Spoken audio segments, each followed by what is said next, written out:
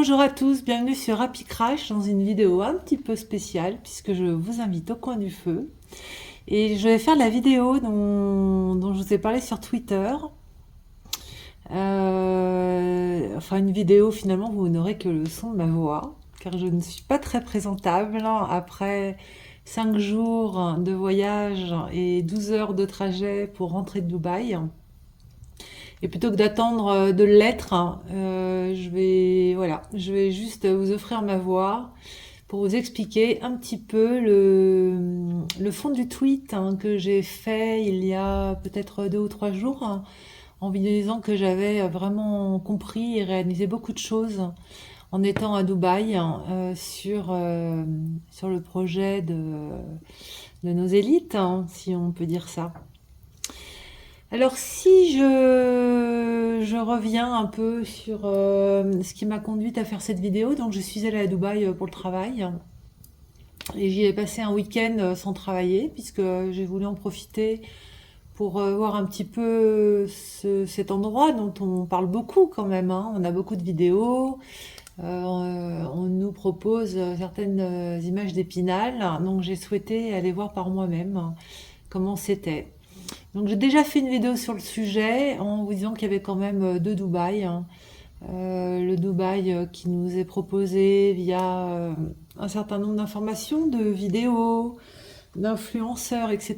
Puis un autre Dubaï, ce qu'on pourrait appeler presque l'arrière-pays, qui est beaucoup plus authentique. Ensuite, quand on parle d'authenticité, il faut savoir que Dubaï n'existe que depuis à peu près 70 ans, en dehors du micro-village de pêcheurs qui était là avant. Mais de toute façon, tout reste quand même assez récent. Quand je parle d'authentisme, c'est plus si à la modernité. Disons que cette partie de la ville que j'ai parcourue à pied est beaucoup moins construite de façon moderne et ressemble plus à une ville du Moyen-Orient, pauvre, voire très pauvre. Donc si je dois résumer ce que j'ai vu à Dubaï, pour pouvoir ensuite transposer sur ce qui est, de mon point de vue, prévu en France, enfin en France, en Europe, en Occident. Donc j'ai vu une partie de la ville pauvre, voire très pauvre, de gens, d'immigrés, qui gagnent en fait juste de quoi vivre. De quoi vivent-ils? Eh bien, ils vivent de l'esclavage. C'est-à-dire que ce sont des gens qui nettoient et qui servent et qui transportent. Donc il y a toute cette partie d'esclaves immigrés qui viennent principalement d'Inde, du Pakistan et de tous ces pays, disons, de l'Asie de l'Ouest.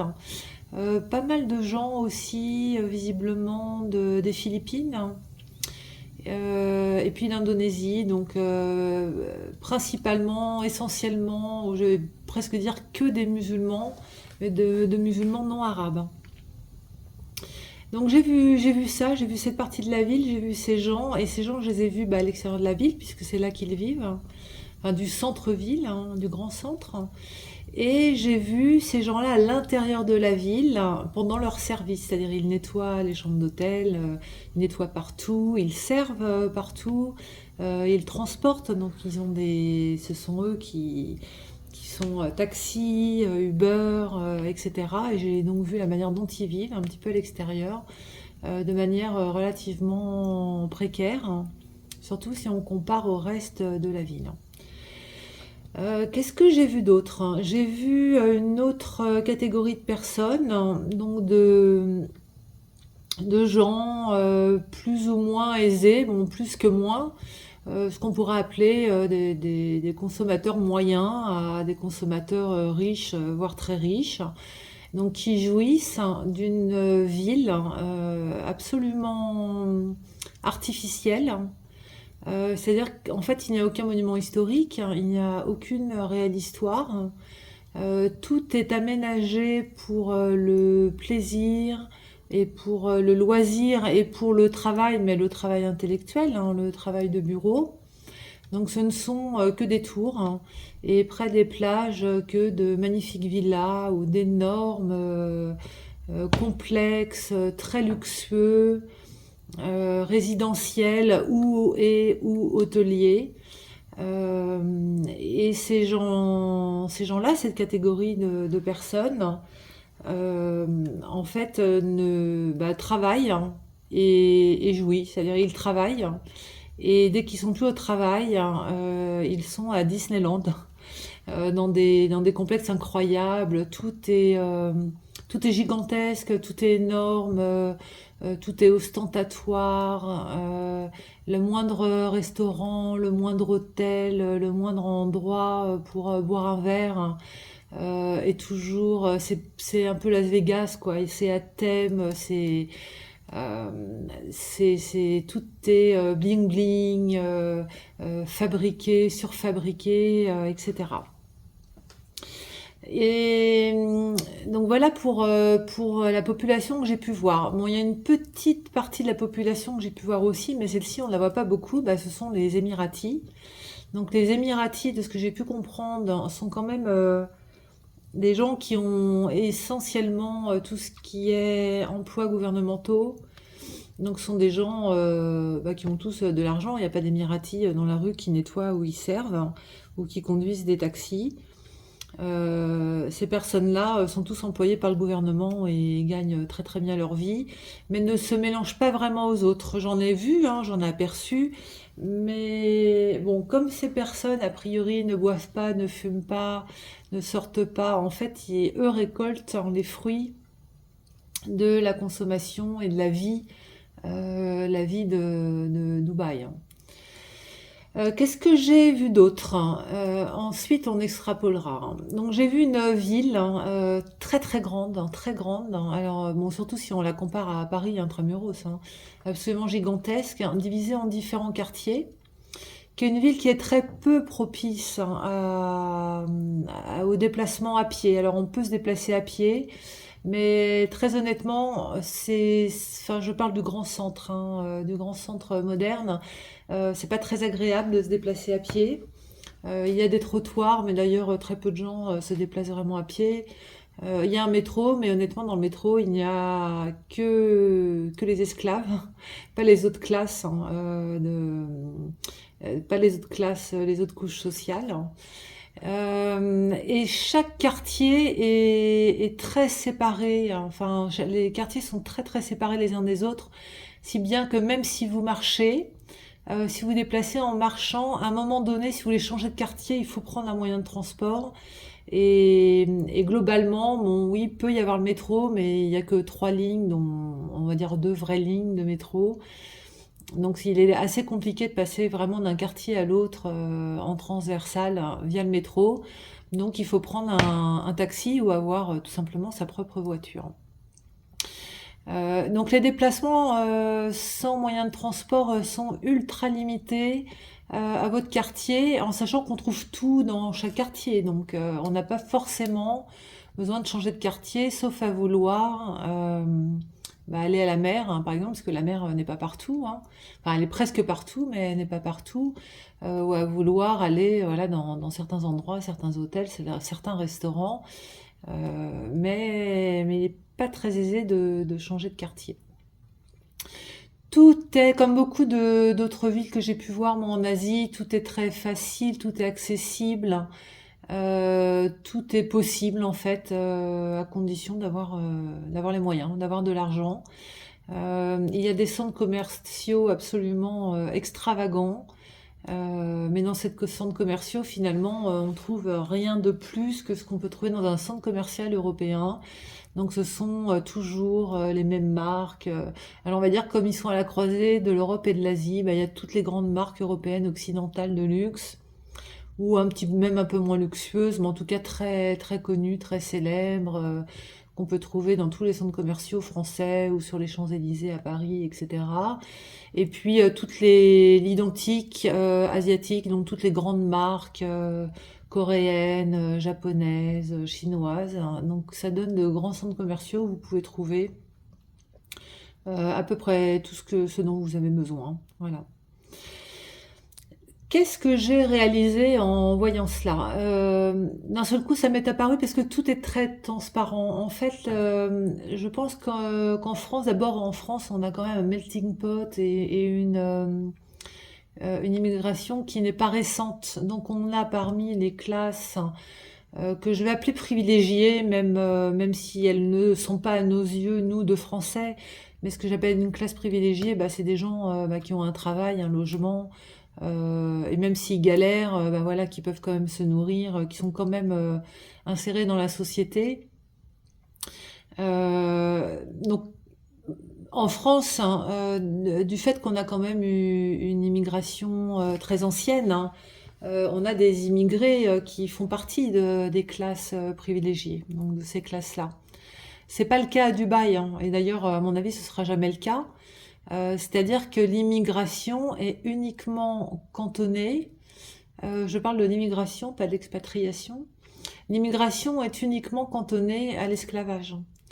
Donc on a une caste d'esclaves qui est exclusivement immigrée de pays très pauvres, où il est impossible de subvenir à ses besoins et je parle pas d'avoir du confort, hein, mais je parle d'avoir un toit, même si c'est un toit de tôle, hein, et de la nourriture, hein, et un rêve.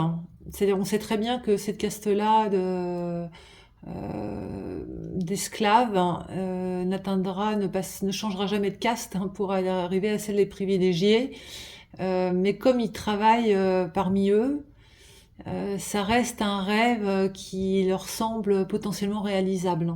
C'est ce qu'ils n'ont pas dans leur propre pays. Ensuite, hein, donc ça c'est ce que j'appelle la caste des esclaves. Ensuite, il y a ce que j'appelle la caste des consommateurs. Donc la caste des consommateurs, bah, c'est moi, c'est vous, et ce sont tous les gens qui sont rémunérés pour leur travail et pour leur labeur, mais ce n'est pas le labeur de l'esclave, hein, c'est un labeur un petit peu plus aristocratique, c'est un labeur un peu plus intellectuel, hein.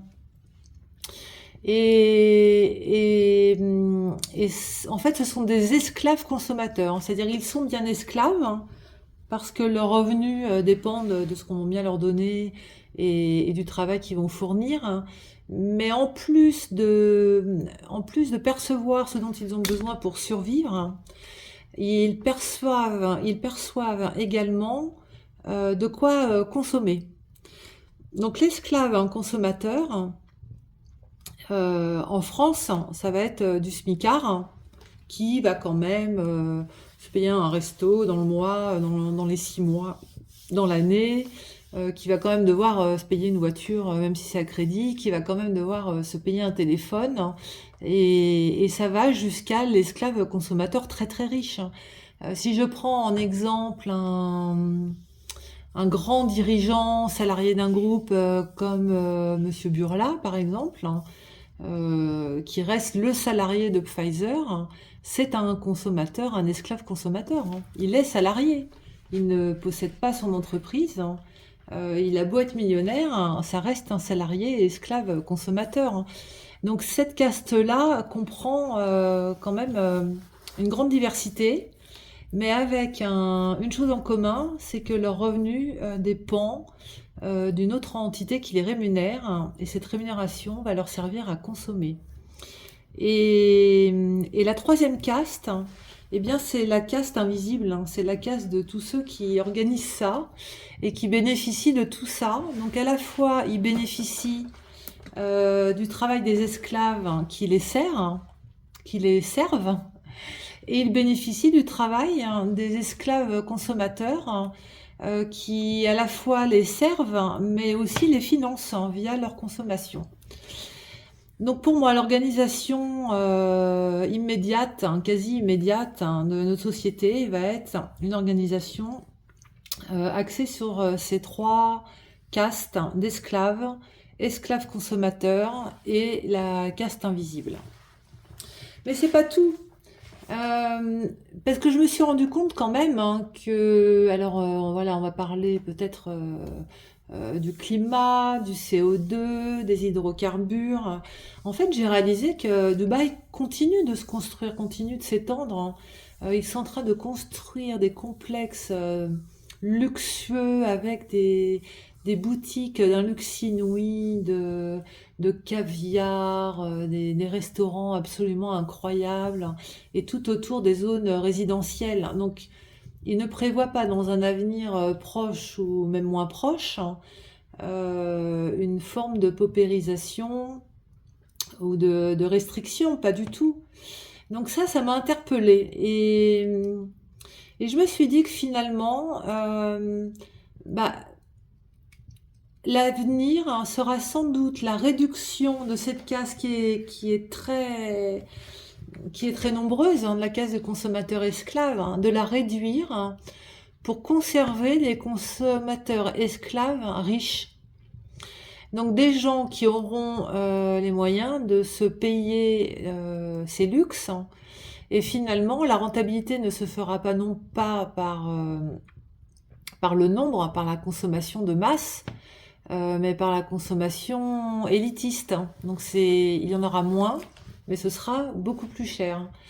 Et alors qu'est-ce qu'on va faire des autres? Alors soit ils descendent dans la caste des esclaves, soit ils disparaissent d'une manière ou d'une autre. Ce que j'ai réalisé également, c'est qu'effectivement, le but va être de décroître la production mondiale de biens matériels. Alors sans doute, d'abord pour coller à leur narratif sur le climat, mais très certainement aussi parce que les ressources ne sont pas inépuisables. Donc on va réserver ces ressources à la caste des esclaves consommateurs très riches.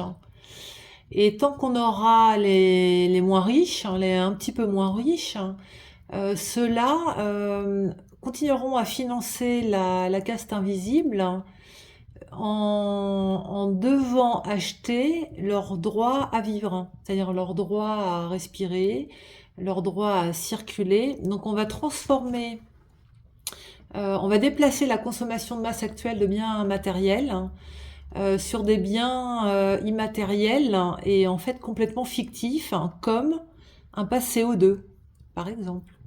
Ce n'est qu'un exemple, hein. Donc en fait, la caste invisible va continuer d'accroître ses revenus via la consommation de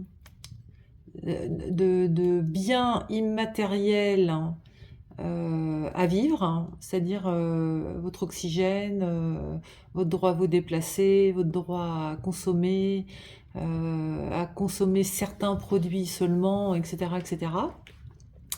Et par la consommation luxueuse très chère de la caste des esclaves consommateurs, c'est-à-dire les riches, hein, et les très riches. Et voilà, donc je voulais vous faire part de ça. Ensuite, l'analyse, hein, c'est comment cela peut fonctionner, comment c'est possible et comment les gens peuvent adhérer à ça et se laisser faire, hein. Alors je pense qu'il y a deux choses. La première, hein, c'est que les gens sont endormis et en fait ne réalisent pas, ne voient pas ce qui se passe. Et la preuve, hein, c'est que quand on bouge un peu et qu'on voyage, alors moi qui voyage beaucoup, c'est la première fois que je me prends ça à ce point-là, en pleine face, hein, que ça me paraît tellement évident. Mais bon, voilà, les gens sont endormis et les gens ne peuvent pas imaginer que ça puisse arriver et qu'ils puissent être traités ainsi par leur gouvernement, qu'on puisse leur enlever, leur ôter leur statut d'être humain, même si on le fait depuis déjà des années. Mais ça, il y a un déni naturel, hein.